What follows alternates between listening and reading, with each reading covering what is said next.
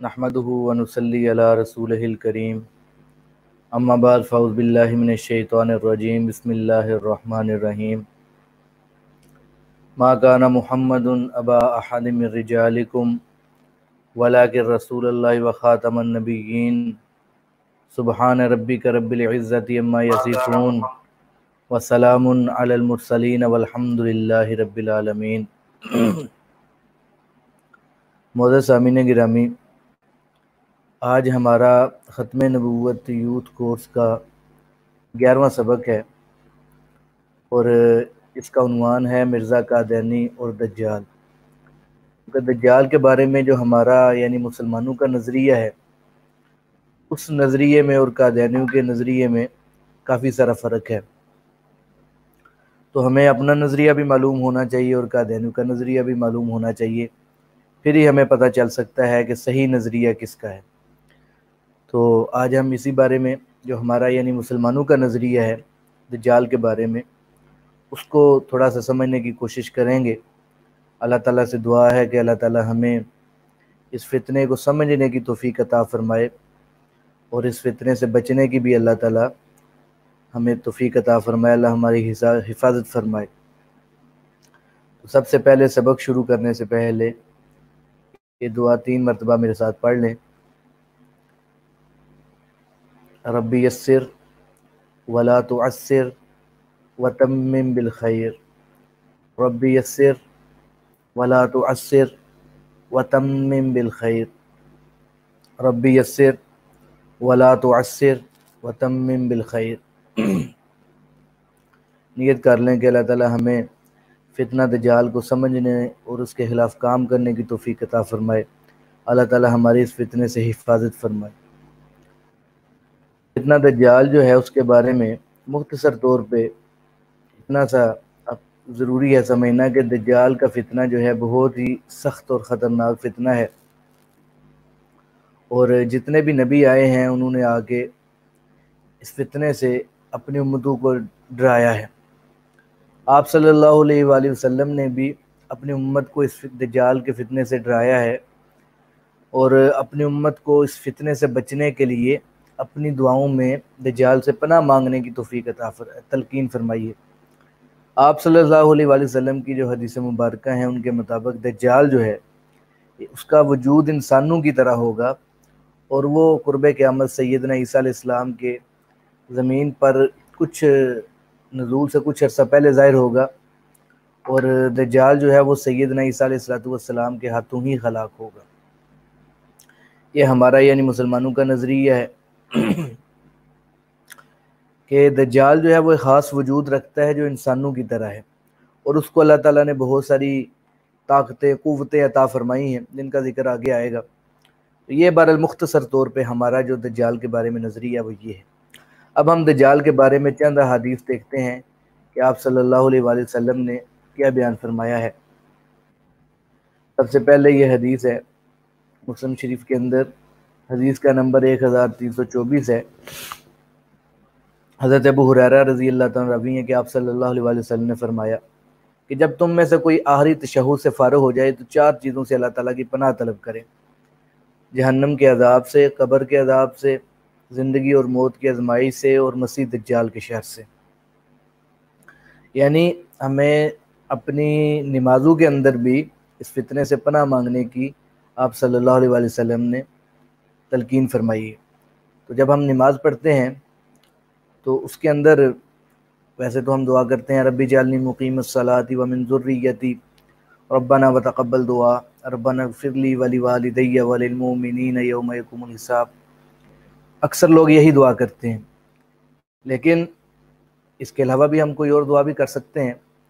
تو ہمیں کوشش کرنی چاہیے کہ ہم یہ دعا کر لیں ربی جعلنی پڑھنے کے بعد، اللہم انی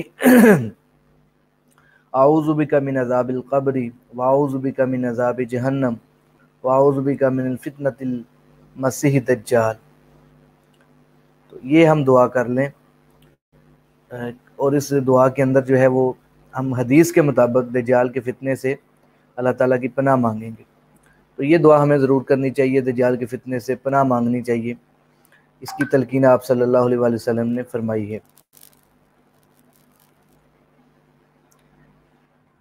دجال کے بارے میں جیسے ہم نے کہا کہ ہمارا نظریہ ہے کہ دجال کا وجود انسانوں کی طرح اس کا وجود ہوگا، تو اس بارے میں یہ حدیث ہے، آپ صلی اللہ علیہ وآلہ وسلم نے فرمایا کہ میں نے ایک رات اپنے آپ کو کعبہ کے پاس دیکھا تو میں نے ایک گندمی رنگ کا ایک شخص دیکھا، اور لوگوں میں وہ سب سے خوبصورت تھا جنہیں تم دیکھتے ہو۔ اس کی لمبی لٹیں تھیں، یعنی بال اس کے کافی لمبے تھے، تو جو ان لٹوں میں سب سے خوبصورت تھی جنہیں تم دیکھ، یعنی کہ اس کے بال انسانوں میں سے خوبصورت تھے، اور کنگھی بھی اس کو کی ہوئی تھی، اس میں پانی کے قطرے ٹپک رہے تھے۔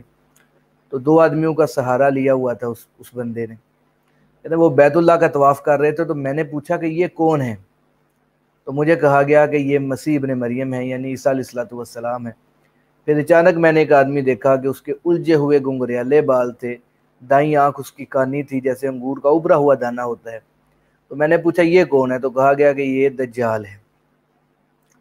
اب دیکھیں کس قدر واضح حدیث ہے، آپ صلی اللہ علیہ وآلہ وسلم دجال کا حلیہ ہمیں بتا رہے ہیں کہ دجال جو ہے وہ بھی انسانوں کی طرح اس کا وجود ہے، اور اس کا رنگ بھی ہمیں بتا دیا، اس کے بالوں کے بارے میں بتا دیا، اس کی آنکھ کانی ہے وہ بھی بتا دیا۔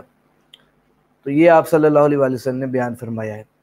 اس سے ہمیں معلوم ہوتا ہے کہ دجال کا جو وجود ہے وہ انسانوں کی طرح ہوگا۔ ایک اور حدیث آپ صلی اللہ علیہ وسلم نے فرمایا کہ مسلم شریف کے اندر یہ روایت ہے، حدیث کا نمبر 1883 ہے۔ آپ صلی اللہ علیہ وسلم نے فرمایا کہ جس نے سورۃ کہف کی پہلی 10 آیات حفظ کر لی اسے دجال کے فتنے سے محفوظ کر لیا گیا۔ تو ہمیں کوشش کرنی چاہیے کہ ہم یہ سورۃ کہف کی کم از کم پہلی 10 آیات حفظ بھی کر لیں، زبانی یاد کر لیں، ان کو پڑھتے رہیں تاکہ اللہ تعالی ہمیں اس فتنے سے محفوظ فرمائے۔ تو یہ تو ایک حدیث جس کے اندر دجال کا ذکر ہے کہ اس کا وجود کس طرح ہوگا، یعنی انسانوں کی طرح اس کا وجود ہے، اور ہمیں یہ بھی پتہ چل گیا کہ دجال کا فتنہ کتنا سخت اور خطرناک فتنہ ہے۔ تو ایک لمبی طویل روایت ہے مسلم شریف کے اندر ذکر ہے، وہ میں آپ کے سامنے رکھنا چاہ رہا ہوں تاکہ اس روایت سے ہمیں معلوم ہو جائے گا کہ دجال کی شخصیت کس طرح کی ہوگی۔ آگے اس کے بعد ہم دجال کے حلیے پر بات کریں گے، لیکن اس سے پہلے وہ ایک طویل روایت ہے، اس کو ہم دیکھ لیتے ہیں۔ مسلم شریف کے اندر روایت ہے، حضرت تمیم داری رضی اللہ تعالیٰ عنہ ایک پہلے عیسائی تھے، بعد میں مسلمان ہو گئے، تو وہ سمندر کے سفر میں نکلے، ان کے اس سفر میں 30 کے قریب اس جہاز میں آدمی سوار تھے۔ تو کہتے ہیں کہ ان کا جہاز جو ہے بھٹک گیا، 1 مہینے تک ادھر ادھر ہوتا رہا، اور 1 مہینے کے بعد جو ہے وہ ایک جزیرے کے ساتھ جا کے لگ گیا۔ تو وہاں دیکھا، جب وہ جزیرے کے اندر پہنچے تو وہاں پہ دیکھا کہ ان کو ایک جانور ملا ہے، تو اس کے جسم پہ بہت زیادہ بال ہیں۔ تو انہوں نے اس سے کہا کہ تو کیا چیز ہے؟ تو اس نے کہا کہ میں جساسہ ہوں۔ جساسہ کا مطلب ہے کہ یعنی جاسوس ہوں، جاسوسی کرنے والا ہوں۔ تو اسی نے کہا، جساسہ نے کہا کہ اس مرد کے پاس چلو جو یعنی تمہاری باتیں سننے کا اس کو بڑا شوق ہے۔ تو تمیم کہتے ہیں کہ جب اس نے مرد کا نام لیا تو ہم ڈر گئے کہ کہیں وہ شیطان نہ ہو۔ پھر تمیم کہتے ہیں ہم دوڑے ہوئے جلدی سے جو ہے وہ گئے اندر جہاں پہ وہ کہہ رہا تھا کہ ایک آدمی سے ملاقات کرو۔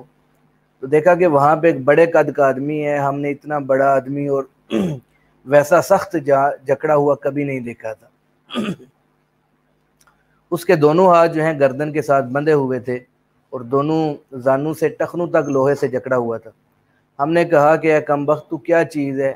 تو اس نے کہا کہ تم میری خبر پر قابو پا گئے ہو، یعنی میرا حال تم کو اب معلوم ہو گیا ہے، تو اب تم اپنا حال بتاؤ، تم کون ہو؟ تو ہم نے کہا کہ ہم عرب لوگ ہیں، سمندر میں جہاز میں سوار ہوئے تھے، لیکن جب ہم جہاز میں سوار ہوئے تو سمندر کو جوش میں پائے، یعنی طوفان آیا ہوا تھا۔ پھر 1 مہینے تک ہمیں طوفان جو ہے ادھر ادھر لے کر ہمارے جہاز کو چلتا رہا، اور پھر ہم اس جزیرے میں آ گئے، پھر چھوٹی سی کشتی میں بیٹھ کے جزیرے میں داخل ہوئے، تو ہمیں جساسہ ملا، جساسہ یعنی وہی جانور نما جس کے جسم پہ بہت بڑے بال تھے۔ تو پھر اس نے ہمیں تمہاری طرف جو ہے وہ بھیج دیا۔ تو حضرت تمیم داری کہتے ہیں کہ اس نے آگے سے کہا کہ مجھے بیسان کے نخلستان کے بارے میں بتاؤ۔ تو ہم نے کہا کہ تم اس کا حال کیوں پوچھتے ہو؟ اس نے کہا کہ میں اس کے بارے میں یہ پوچھتا ہوں کہ کیا وہ پھل دیتا ہے یا نہیں پھل دیتا؟ تو ہم نے اس سے کہا کہ ہاں پھل دیتا ہے۔ تو اس نے کہا خبردار رہو، ان قریب وہ پھل نہیں دے گا۔ پھر اس نے کہا کہ مجھے طبرستان کے دریا کے بارے میں بتاؤ۔ تو ہم نے کہا کہ تم اس دریا کا مطلب کیا پوچھنا چاہتے ہو اس دریا کے بارے میں؟ تو کہنے لگا کہ کیا اس کے اندر پانی ہے؟ ہم نے کہا بہت سا پانی ہے۔ اس نے کہا اس کا پانی ان قریب ختم ہو جائے گا۔ پھر اس نے کہا کہ مجھے اس زغر کے چشمے کے بارے میں بتاؤ۔ تو لوگوں نے کہا کہ اس کے بارے میں کیا پوچھتے ہو؟ تو اس نے کہا کہ میں یہ پوچھنا چاہتا ہوں کہ اس میں پانی ہے، وہاں کے لوگ اس پانی سے کھیتی باڑی کرتے ہیں؟ تو اس نے کہا کہ ہاں اس کے اندر بہت پانی ہے اور لوگ اس کے پانی سے کھیتی باڑی بھی کرتے ہیں۔ تو پھر اس نے کہا کہ مجھے امیین کے پیغمبر کے بارے میں بتاؤ۔ تو لوگوں نے پھر کہا کہ وہ مکے سے نکلے ہیں اور مدینہ میں گئے ہیں۔